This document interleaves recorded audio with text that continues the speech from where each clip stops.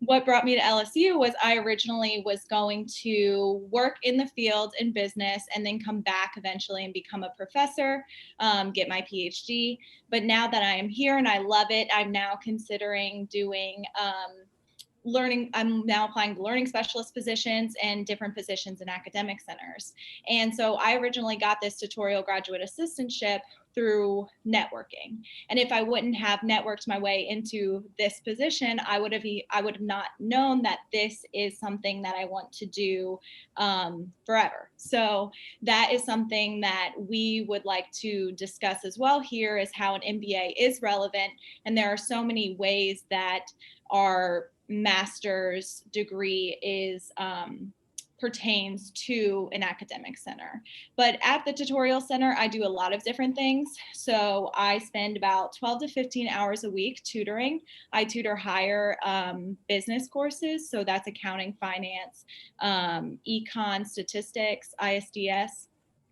I also am the main point of contact for our content tutors. So I recruit, and I also help with learning specialists. So right now I'm working on a project where we are trying to develop a reading rubric that is easy for incoming freshmen to get scored, so that we can see how they are at reading and comprehension skills. And so once we develop this rubric, anyone's going to be able to look at this and score them accurately, even if we are not scoring them. So that's what I'm working on right now. And like I said, I love this field. And as I am getting close to graduating in May, I have been looking at job applications, and sometimes I don't see the requirements in education that suit my background. And so that's one of the biggest points that we're going to make here. And I am Dorothy Kemp. I am the Director of Educational Support Services and a Learning Specialist. I got my bachelor's degree in marketing and followed that immediately with an MBA with concentrations in information systems and international business. I'm going to tell you a little bit about my story, but I'll first tell you about why I think this presentation is important. When Lindsey was hired with the Tutorial Center, of course, another bright woman who's also seeking an MBA, I was definitely 100% on board with turning her, making her see how great this field could be. And I think she's there, and she definitely wants a position coming up in this field. But it's always hard to navigate when you're seeing application after application, and even applications that we have those three main fields that they're looking for in education, social work or counseling, and sports administration. So we thought it would be a great opportunity to get together and kind of tell you about why all of your institutions should start looking outside of the box, and why MBAs in particular would be great hires for your institution. So I got in the field initially about 10 and a half years ago. I got my undergraduate degree and went straight to the MBA. And at that time, it was fantastic. Going from 2007, the economy was booming. I got a great opportunity I got great scholarship to get my MBA. And it was an opportunity I really couldn't pass up. So when it was made the decision, would I go in industry right after undergrad, then come back and get my MBA, or would I go straight for the MBA? I was an opportunity I couldn't pass up. Little did I know that only a year later, we would be suffering one of the worst recessions that this country has ever faced. The Great Recession hit, and the market for MBAs tanked, completely tanked. I got a job right out of my MBA after I graduated from an internship that I had, where I was essentially tasked with developing and customizing software for salespeople. You can imagine that during a recession, salespeople are not buying software. That's not what they're doing, because they're losing their jobs as well. So that company essentially made me the person who would also go out and sell the software. Sales is not my background, so I wasn't that great at it. So that being said, I was looking for some supplemental income, and I came across a position here at the Academic Center for Student Athletes. I worked as a tutor tutoring business courses. I would come in the morning, at lunch, and in the evenings. Anytime I could fit in to just make some extra cash. Never thought about making this field something that I wanted to do for the rest of my life. One, I didn't know about it. Two, I wanted a corner office with a ficus and wanted to wear a pantsuit. That's what I wanted out of my MBA. So never thought about making this something that I did for the rest of my life. Push come to shove, the tutorial coordinator at the time went on maternity leave. And then she took that opportunity to change careers.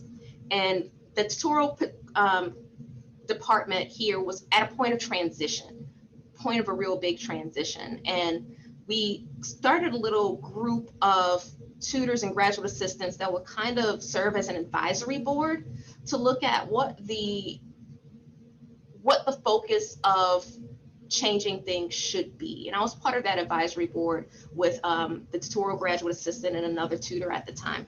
And I think that was partly where I was able to show how my skills could be valuable. What we did, we focused on hiring. How could we revamp the hiring process? How could we revamp the organizational development process? How could we make this a position where tutors wanted to stay so we weren't having as much turnover? Let's look at the turnover. Why are people leaving? What type of work environment are we doing? What are our cost benefits? What are the cost benefits for working here versus elsewhere?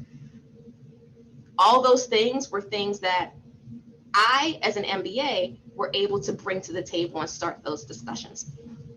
Little did I know, a couple months later, the full-time position opened up. I started as tutorial coordinator in 2012. Not too long after that, we started looking at growing the department. Started first with part-time positions, growing with graduate assistants, and then adding more full-time positions to where we are now, not only just in the tutorial department, but I definitely accredit a lot of my success and a lot of why I was noticed on the front end to the skills I learned as an MBA. The one caveat to that is I actually had to go to HR to fight to make them let me apply for the tutorial coordinator position, because it was such a hard focus on education, sports admin, or counseling and social work. They didn't want anybody else for tutorial coordinator position. For a position that's mainly looking at managing people, hiring people, training people, all the things that we learn as an MBA, I was being excluded from because of the degrees that I had. So if it were not for that fight, wouldn't be here today. So I'm lucky I made that fight. And I'm thankful that I got the opportunity to start as tutorial coordinator and later become director of educational support services.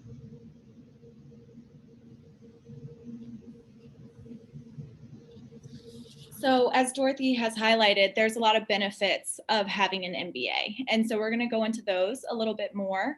We're also going to talk about the benefits of diversifying educational backgrounds in general. So going outside just the scope of the MBA, and also how to recruit and attract new professionals from unconventional degree backgrounds.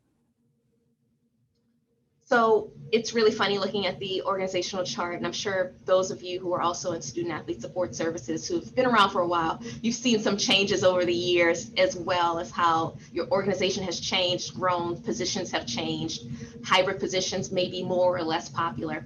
But I think one of the things that, as I've been here for 8 years full time now, just looking at how to make people available strategically,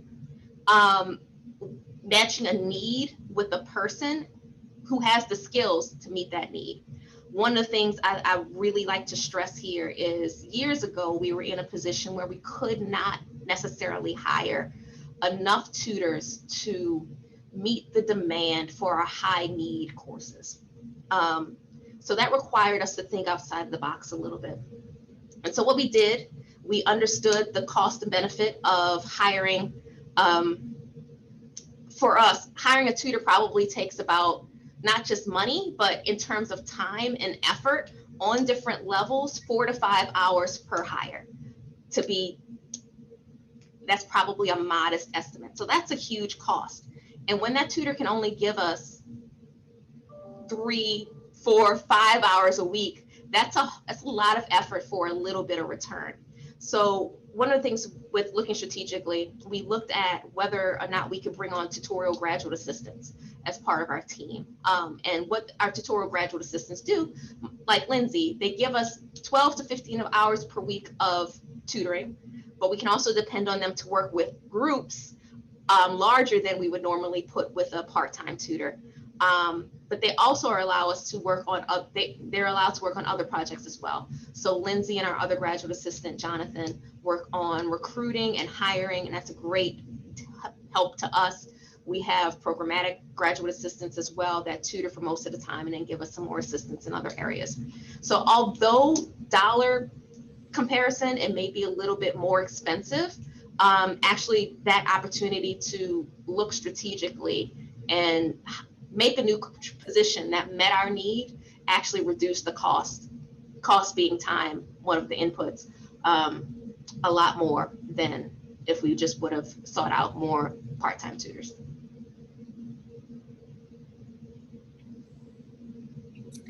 So additionally, with the business aspects, we have services to target customers. And sometimes this isn't something that we look at or we think about, such as our student athletes and our parents and our coaches and our investors being customers, but they are. Even in academia, we're delivering a service and we're trying to make them happy.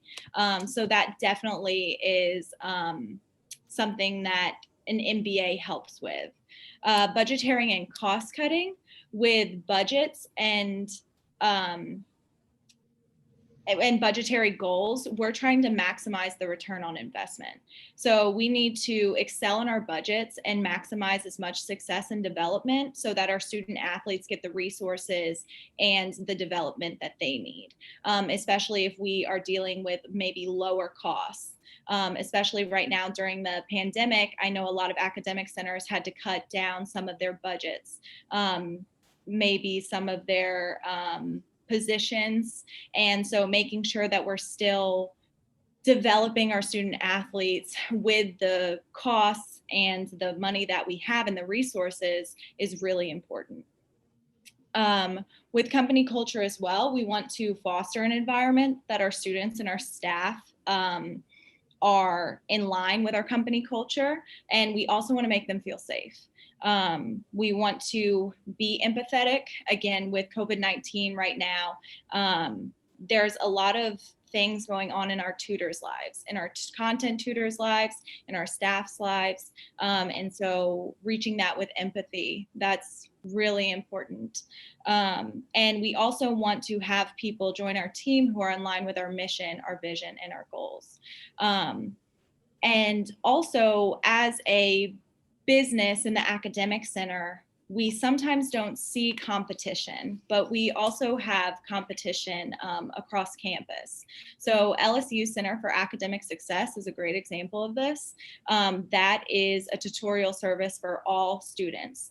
And so we constantly have to compete for knowledgeable content tutors.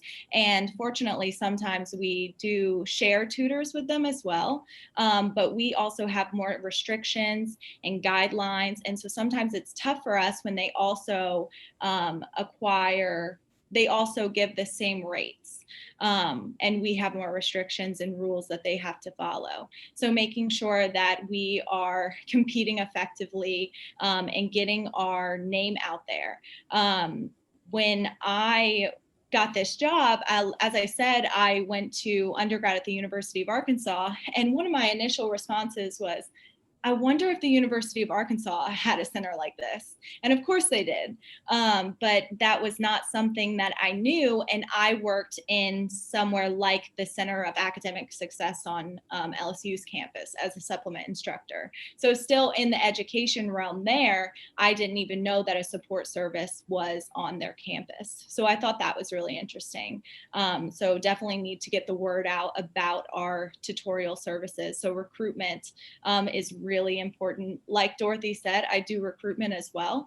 And so we talk to classes on campus. And because of COVID, we were not able to get into all classes, or some people, some professors did not have Zoom classes.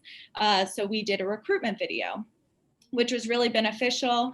And they were able to post it on Moodle pages, send the link to other, some of their brightest students who they recommended the most. So kind of breaking that competition is really important. So Dorothy and I both went to the LSU Flores MBA program. And like I said, I graduate in May. And so I wanted to give some facts about the LSU Flores MBA program, how it makes us different. We do have an option to specialize. So we have the opportunity to specialize in 2 areas. And so this is not common for all MBA programs. One specialization is usually pretty common, but Dorothy specialized in international business and information systems, and I specialized in data analytics and entrepreneurship. So this gave us the opportunity to get more of a focus, because sometimes we hear MBA as knowledge of none but everything. And so it was able to get us maybe some more in-depth knowledge and skills in those areas. So that was great. Also MBAA, this is an MBA association that we are both involved in. And so this is where our cohort all gets together and we are able to network, share experiences and skills. And this is something that I've really benefited from in the MBA program. I got some of my closest friends here, and being a out-of-state student, this was really helpful. And now I have so many networking opportunities. And so that has been really great. And then the curriculum as well. So MBAs in general, we average about 55 credits in the 2 years that we are in our master's program, which is a lot more than the average master's program. So we definitely get a lot of courses in, a lot of skills, a lot of knowledge, going really in depth into overall fundamentals of business. So these are some courses that we had to take. These are also some courses that MBAs have to take in general.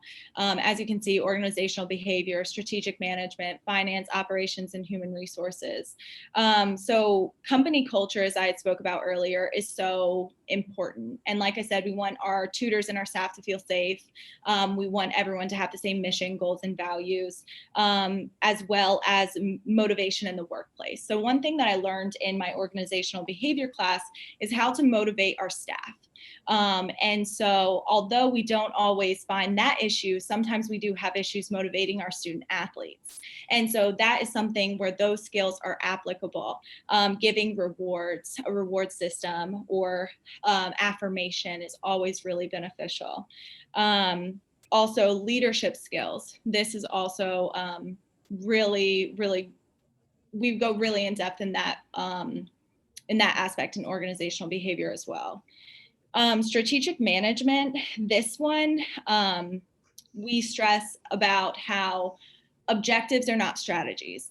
And so this a lot of times is hard. So as Dorothy had mentioned before, kind of identifying the problem that they may have not high retention rates for content tutors. And so sometimes people want to make the strategy, we need higher retention rates, but we don't look at how, and we don't look at the strategy of how this happens. And so in our MBA, that was something that we constantly looked at with case studies, analysis. And so not only, like Dorothy talked about, looking at the overall strategy of the tutorial center, we also have individual strategies with our student athletes as well. And all of their backgrounds and their needs and their difficulties are different. And we need to have different strategies for all of them. And then what's really unique about an MBA is that it teaches us to tie all the functionality of an organization together. So there are so many moving pieces in a successful organization, and we need to run them effectively and efficiently. And so although we don't have an accounting division, a marketing division, management, we do have learning specialists, tutors, advisors, content tutors, strategy tutors, and we need them all to operate effectively and efficiently. And so through our MBA coursework, we have learned how to maximize output and resources effectively in order to do this. One of the main problems I think of, going back to tutorial, that I've been pondering about for years, that I harken back to my familiarity with organizational operations management, is the bottleneck problem. And if you work with, I'll explain it a little bit differently in a second, but if you work with a bureaucratic organization like a public university, where there holdups in every single process that you're trying to do, it's just been such a hard conundrum for me to put my mind around. So the bottleneck problem is a problem where you're putting in a lot of resources, but at some point in the process, there's a bottleneck. There's a part that slows it down to where your inputs are coming in really quickly and your outputs are not coming out as quickly. And either it stops the process or those inputs have to leave the process. For me, I think about that as our tutorial hiring process. It takes so long to get a person from point A to point B. I'm always thinking, how can we stop that bottleneck? And we've done some things over the years in terms of looking at how to rearrange the hiring process, do some parts of the process concurrently to kind of shorten that bottleneck part of time. And we've definitely seen some growth from there, more outputs rather than the inputs. Like I said before, it takes about 4 to 5 hours of time collectively as a team to hire one tutor. And that's a lot. That's a lot of time. That's a lot of time away from working with students. That's a lot of time we could be doing other things.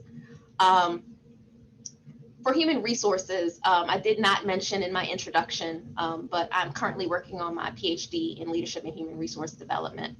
And it is so important with that human resource development and human resource management. They're so interrelated that's one of the reasons why I was interested in going to human resource development, because of what I learned in my MBA. And it's that training component. It's that organizational development component.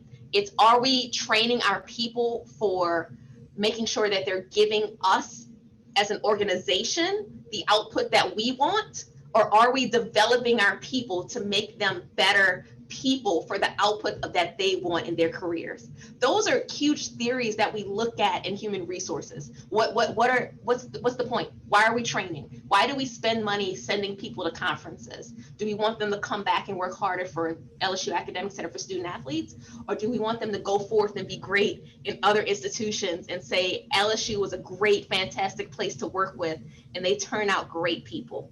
I think we take that second approach, more development than output, but we definitely need to make sure we're training our people to give us what we need. We're a risk center. We need to make sure our tutors are trained in compliance, in academic integrity, in all those things to make sure we're mitigating our risk. And that's also something that's so important with human resources.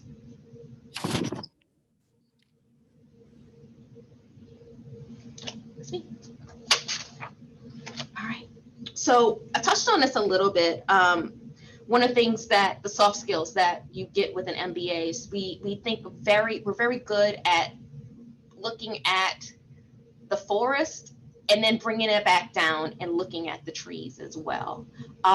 For me, I feel I'm very task oriented, but I'm also really good at systems thinking. And I think that's one of the things the many case studies that you do as an MBA kind of makes you look at is what's going on externally. What's the SWOT analysis? What's your strengths, weaknesses, opportunities, and threats to every single situation that's coming up?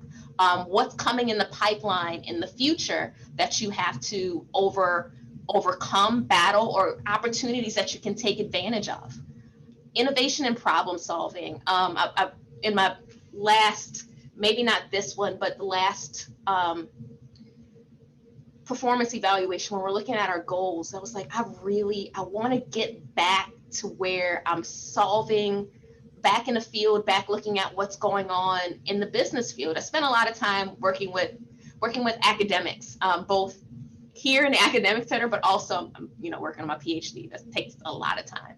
So I really miss looking at what's going on in innovation and problem solving outside. But what I've learned is essentially every problem, there's more than one solution to every single problem, and it's finding the right solution for the biggest benefit, lowest cost that you can imagine. With leadership, with MBAs, we take a lot of management courses, but we understand the distinction between leadership and management. Processes need management. People need leadership most of the time, but there are times where you definitely have to manage people. And learning how to switch between the leader that's going to inspire you to the manager that's going to get you to get things done is a skill that you practice. Maybe not perfect, but you definitely practice in the MBA program.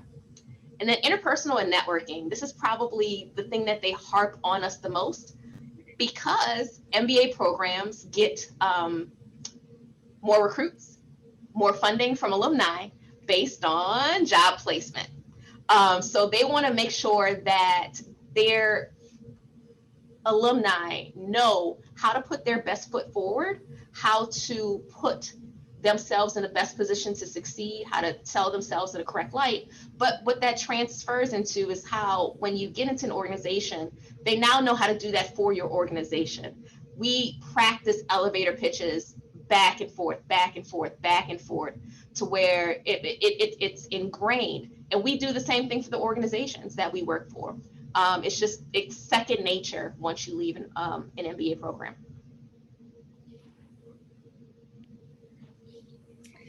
So I was talking to Dr. Louise Bodak, who is our Director of Student Affairs, and she shared with me that she has a master's and a PhD in chemistry.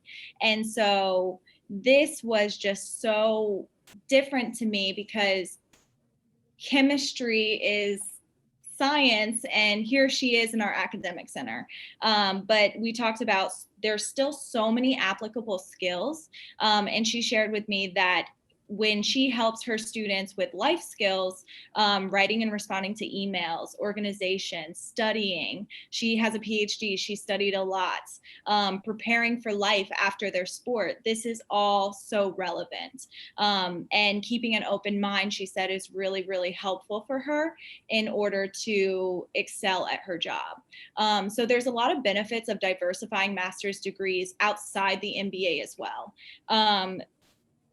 People with diverse backgrounds, they bring different experiences and perspectives and ideas for businesses. So having a team of diverse individuals with different strengths and abilities makes a more well-rounded team.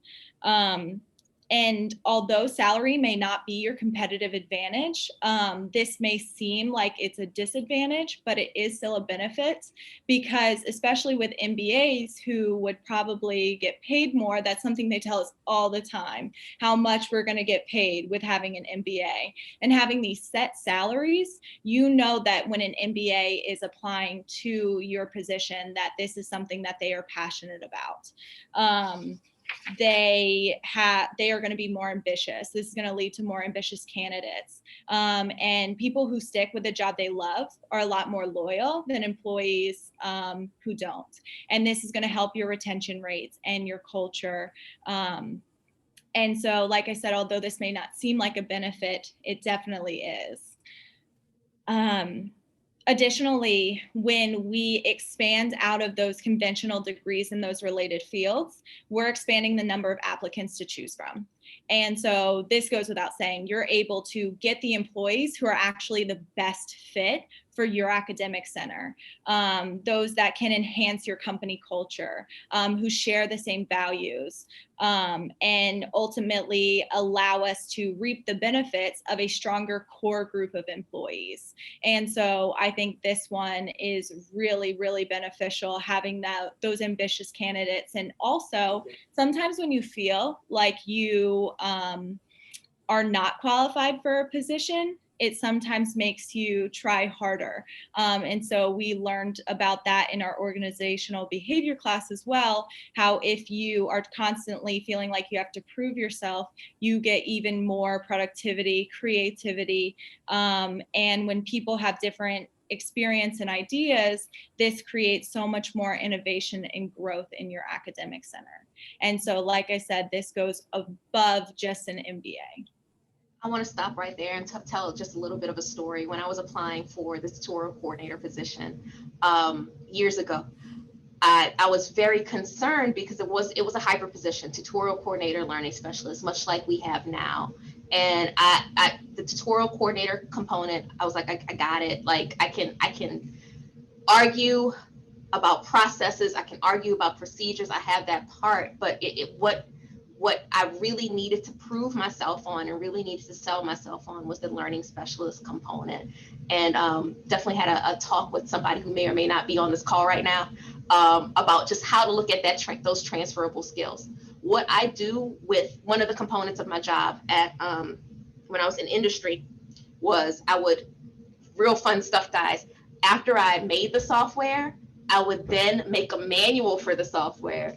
And then my favorite part of the job would be I would train people on the software. So I really got to go into these different organizations and help people learn about something they weren't interested in at all, which is something I do on a daily basis now as a learning specialist.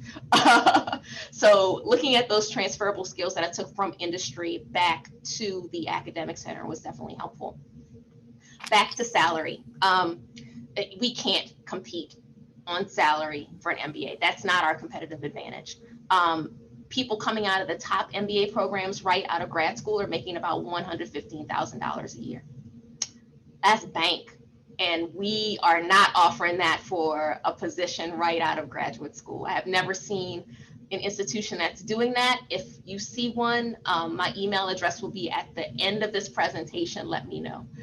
But what you do find in organizational behavior is money is a motivator for sure, but research shows that money is a motivator for the short term. So you increase somebody's pay or tell them you're going to increase their pay if they do X, Y, and Z. That allows them to be motivated for a very short term if you don't have other things in place, like company culture, like a great environment to work for, like meaningful work.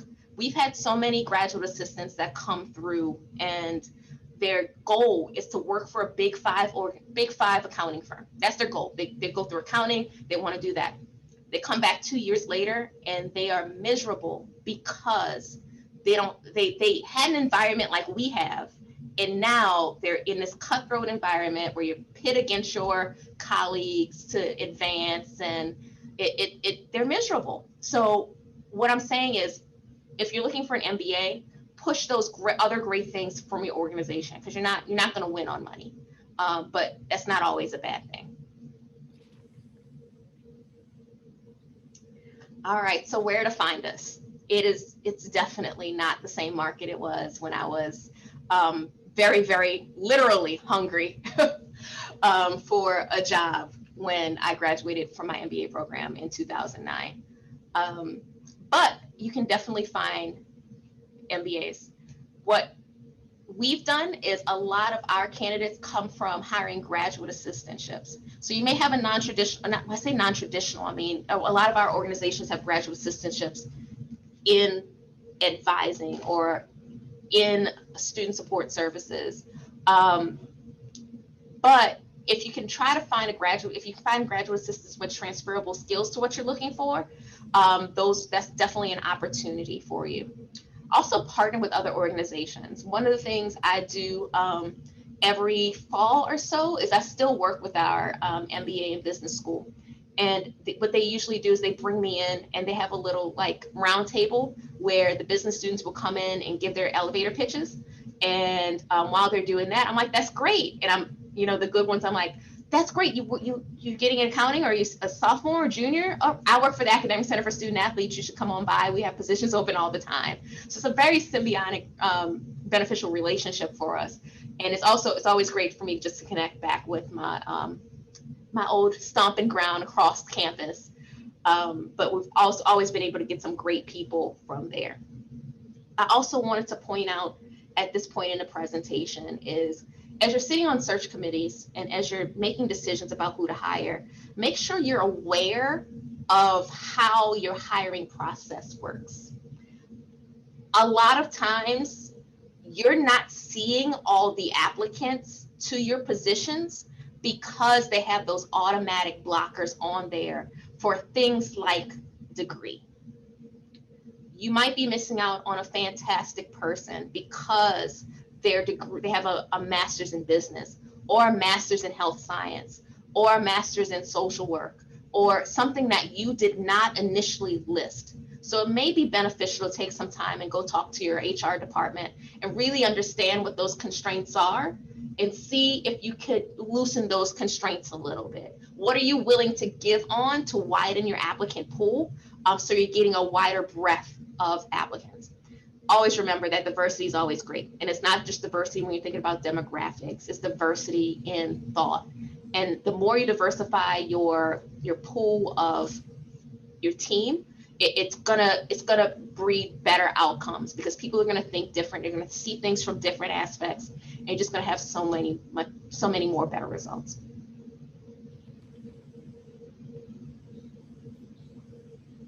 We'll open up to questions.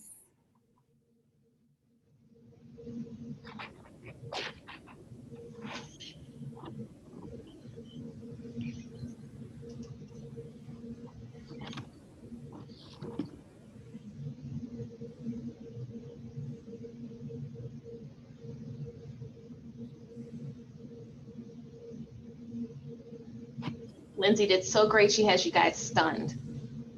That's it.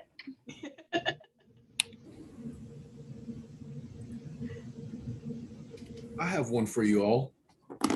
This is Jason Shaw. I'm at LSU. Just curious from Lindsey and Dorothy's perspective, what are some things that you think could be helpful in terms of getting support from academic center staffs, in terms of you guys coming through a non-traditional route? Are there some things that were helpful for you, or looking back, you wish you would have had in terms of support or touch points with staff? Dorothy, you want to take this one? I feel like you have the experience here. I can, definitely. And I think it's finding your champions. And I think that's it in any organization. When you're coming in at a disadvantage from other applicants. If I wouldn't have been a tutor, I would not have been considered for this position. If Lindsey had not come in as a graduate assistant, one, she wouldn't have been aware of the learning specialist position, but she wouldn't be considered for another learning specialist position either here or elsewhere either, even though she has some great transferable skills that can be great as in the field. So it's, in terms of support, I don't think you're going to sell everyone right off the bat, but find your champion and really find a spot where you can really excel. And unfortunately, that goes to, not unfortunately, but you have to look at working outside of your job description. What organizations want to see is how you can provide value to their organization they can't find anywhere else. So if you're just doing what's on your job description, they're never going to see the transferable skills that you have as an MBA or from health sciences or anything like that. You have to go above and beyond to show that you are a great fit for their organization. So I think, in short, Jason, you have to have that in. And I think that's taking the part-time positions where you can find them, and then it's maximizing where you are with those part-time positions. Thank you both very much. I have a question for Lindsey. Lindsey, what advice would you give a graduate assistant who's currently looking for career opportunities, or just a young professional in general, just really trying to land their first job? If they see a job that may be something in their wheelhouse or not, would you advise them to just go for it? How would you advise people, young professionals, kind of network and step out of their comfort zone? So definitely go for it. Definitely apply to those positions that you're unsure about. And LinkedIn is such a helpful tool, and that's something that we work with all the time in our program as well. So connecting with them on LinkedIn, maybe sending a message telling them that you applied for the position, because as Dorothy touched on earlier, these applicants might be being tossed out before anybody can see it anyway. And so if you reach out to somebody and you tell them that you applied and they don't see your application, that might be something that they're aware of, and they might try to look for it so that you are not left out of that hiring process just because of a degree requirement or a requirement that you don't fit. I can tell you, you didn't ask Rachel, but I'm going to chime in. I can tell you that for people that reach out to me and want to sit down for a couple minutes and just learn a little bit more about the field, and they're willing to tell me their stories, I'm always looking, I remember them.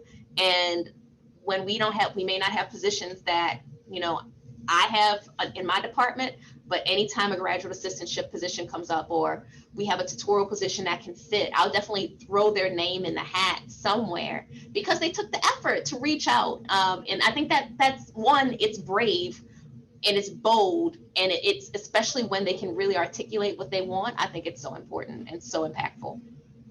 Kind of to build off of that too, I had an graduate assistant applicant who reached out to me wanting to know more about the assistantship, because some people, like I said, they don't really know what we do. And so what is a tutorial graduate assistantship? And so I spent some time explaining what it was. And previously he was thinking of retracting his application because he wasn't sure if he met the requirements. But after speaking to him, he decided to continue on because he realized that he does have a lot of applicable skills. And we would have lost that application if he would not have taken the time to reach out to me about that. Thank you both.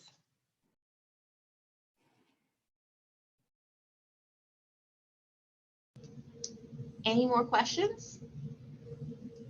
Well, we definitely thank you for spending time with us today. We know we weren't your only choice to spend time with in this time slot, but we hope you learned something, and we definitely hope that as you're looking for new employees in the future, new team members, that you consider looking outside the box, specifically to MBAs. Thank you.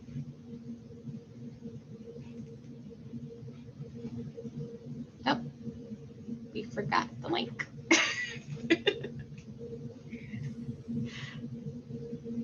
That's okay. It's fine.